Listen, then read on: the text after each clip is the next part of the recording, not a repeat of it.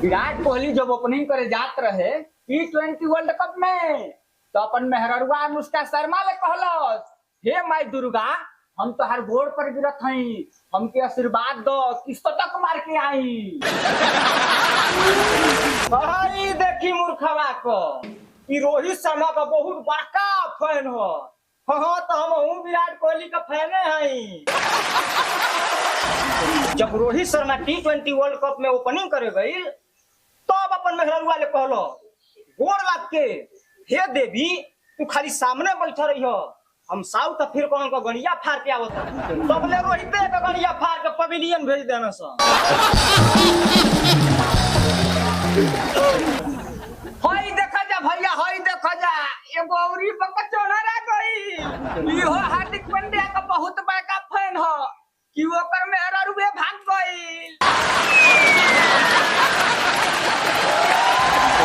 तू भागो धीरे कि ओकर पीछे में खराब रहे।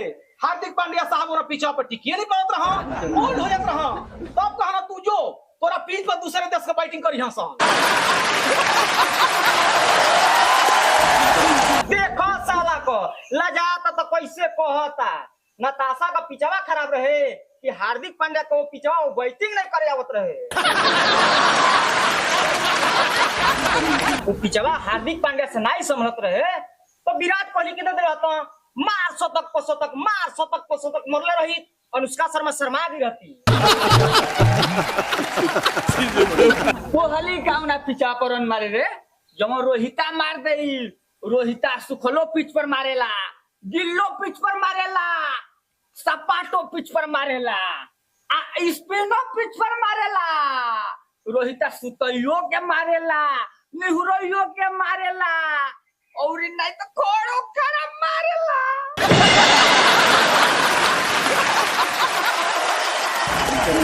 सुनी जा भैया लोग और सुनी जा, रोहिता जब ना पिच पर आगे बढ़ के छक्का मारेला, वो पिच का नाने याद दिलावेला। हम मान नहीं भैया लोग कि रोहित शर्मा ना तस्सा के पीछे पर खेल ली हाँ, तका साउथ अफ्रीका वाला पीछे पर नोचत रहा कि नवे रन पर होके चली ना, मारले तो रहा निहुरा के कि निहुरले रह गई ना, संन्यास लेवे के पड़ गई। निहुरले रह गई ना तो कपावा तोर बाबू लेके आइल हम। रोहिता अकेले कपावा लिए रे, विराट कोहली 76 रन नहीं मरले रही तो कपावा तोर गणिया में घुस गई रही।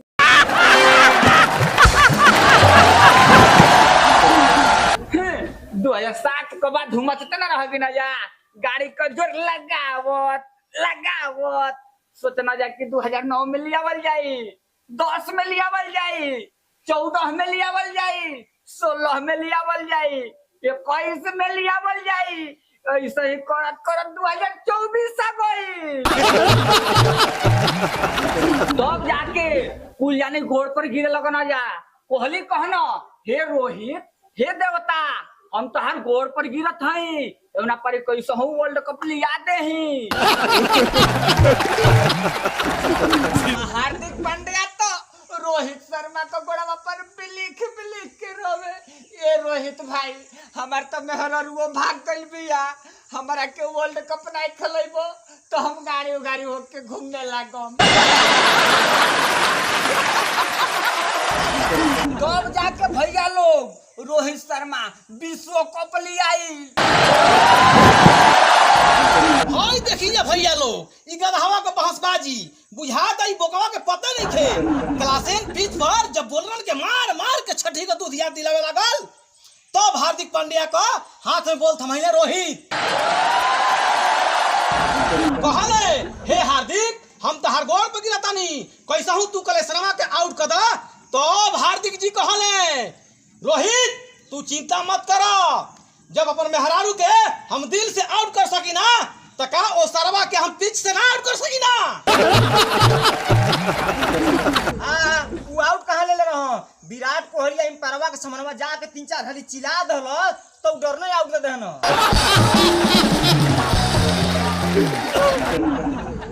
हां चुप कर, रोहित लेकिन बड़का खिलाड़ी हम जरे। चुप रह सन, साला हार्दिक पांड्या कप्तान बने वाला बा ना बा। रोहित लिया दल शील्ड कबार के विश्व ले। अरे तेरा नामा के कर रहे विराट कोहली कर रहे। अरे तब विकेटवा के खत्म को रहे रे हार्दिक पांड्या कर रहे। अरे केतनो बतियावस रोहित ले बड़का केहू नहीं खे बल्लेबाज। अरे हम तो हार्दिक ले कोई बढ़िया खेल नहीं खे।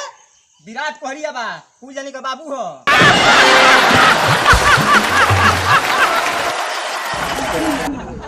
बाबू नहीं पोछाड़ा हरदिकवा के बात बतियावत न मेहरारू छोड़ के भाग गई बातो करे बतिले बना रोहित कोई बढ़